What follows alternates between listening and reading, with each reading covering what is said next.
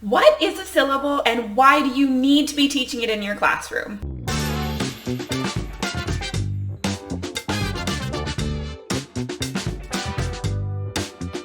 Welcome back to episode 4 of Phonics Rules for Teachers and How the Heck to Teach Them. Today we're going to be tackling the basics of what is a syllable and why is it important for you to teach syllables in your classroom.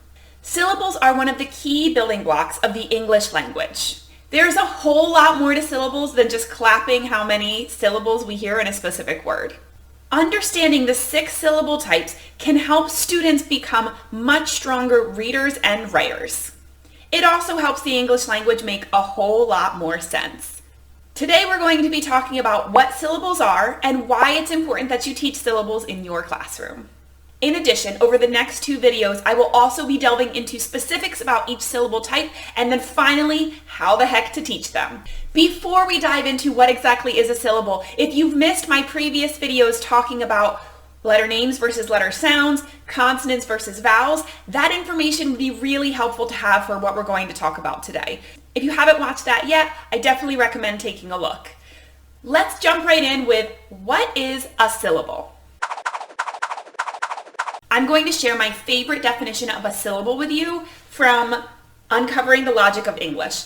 This is by far my favorite definition for an adult, and then I'm going to share with you how I like to explain this to a student. And I'm going to read it straight from the source. A syllable is an uninterrupted segment of sound which is formed by the opening and closing of the mouth to form vowels. When we count the number of syllables, we are also counting the number of vowel sounds. If you remember from my last video, we talked about how vowel sounds are produced when we open our mouth wide and there's nothing blocking our mouth.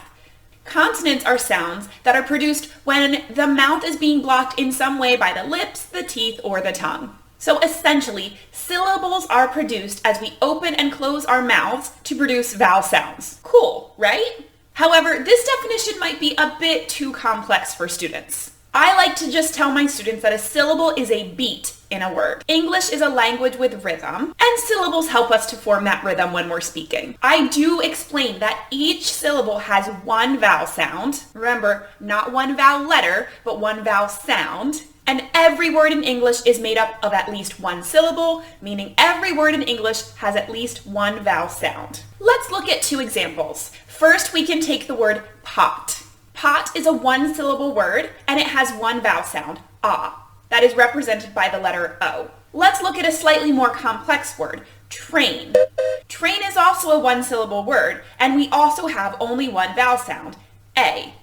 However, we have 2 letters representing that one vowel sound. The easiest way to understand what a syllable is to look at it this way. A syllable is a part of the word that has one vowel sound in it.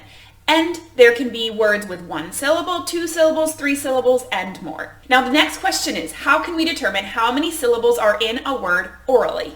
When I was in school, I was taught to clap how many syllables were in a word, and then that was the last thing I heard about syllables. While we do want to go further than that, understanding how to figure out how many syllables are in a word is a great first step to understanding syllables overall. Because if you can't figure out how many syllables in a word, you can't tell me what kind of syllable you are looking at. Here are 4 simple ways to determine orally how many syllables we hear in a word. Number 1. We can clap it. You are probably familiar with this method as I think it's the most common. So you just say the word and every time you hear a syllable or beat in the word, you clap like banana.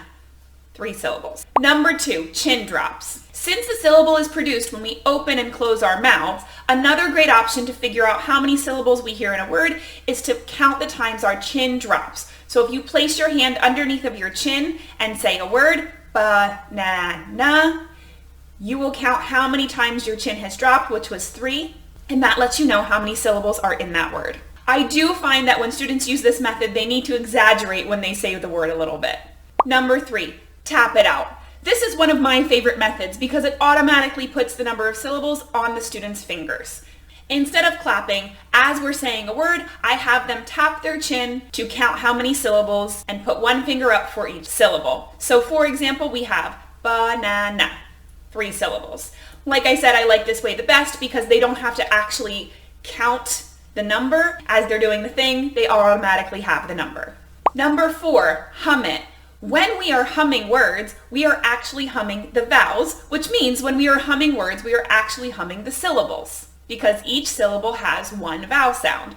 So you can have your students close their mouth and hum the word to figure out how many syllables are in a word. For example, when I hum banana, I can hear that there are 3 syllables in the word banana. Now that you understand what a syllable is and how we can figure out how many syllables are in a word, let's talk about why it is so important for our students to learn about syllables and syllable types.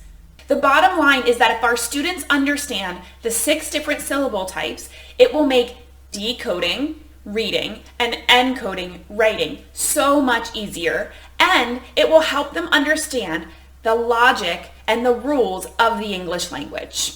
It will make it so much easier when they come across a word that they don't know or an uncommon word to figure out how to read and to pronounce that word. It will also make it easier for them to spell words with spelling patterns that they have already learned, even if they haven't learned the word already. They will also be able to have a better sense of whether or not the spelling of a certain word that they wrote makes sense. You see, once students understand all of the different syllable types, they will be able to decode a huge percent of the English language effectively. While of course understanding syllable types is not the only skill that students need, it is a really big piece of the puzzle. Understanding the difference between words like taping and tapping, cuter and cutter, hopping and hoping, all comes down to syllable types.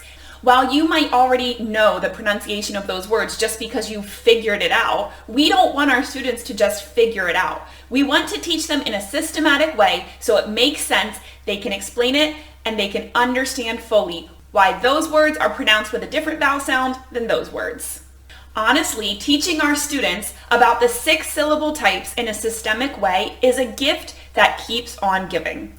And I can't wait to dive into the 6 syllable types with you next time. That's all I have for you today. Don't forget to subscribe so that way you don't miss our next video on the 6 syllable types and future videos of phonics rules for teachers and how the heck to teach them.